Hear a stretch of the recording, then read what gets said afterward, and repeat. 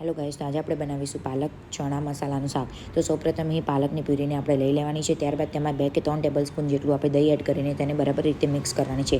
ત્યારબાદ આપણે અહીં એક પેનમાં 2 ટેબલસ્પૂન જેટલું તેલ લઈને તેમાં જીરું, લસણ, ડુંગળી અને ટામેટાને બરાબર રીતે ચડવા દેવાની છે. તેને બરાબર રીતે મિક્સ થઈ ગયા બાદ તેને આપણે હલાવતા રહેવાનું છે. ત્યારબાદ આપણે આપણી મરજી પ્રમાણેના મસાલા એડ કરવાના છે.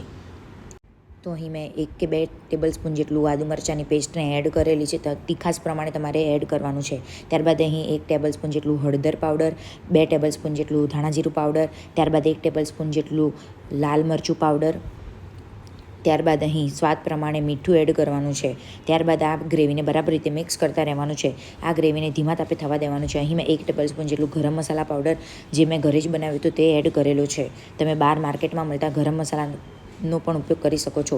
ત્યારબાદ આપણે અહીં જે પ્યુરી તૈયાર કરી હતી તે પ્યુરીને આપણે એડ કરવાની છે. જે પાલક અને દહીંની પ્યુરી હતી તેને બરાબર રીતે આપણે મિક્સ કરવાની છે. ત્યારબાદ આપણે જે બાફેલા ચણા હતા તેને એડ કરવાના છે. તમે જોઈ શકો છો કે આ એકદમ ચટાકેદાર તેવું પાલક મસાલા ચણાનું શાક તૈયાર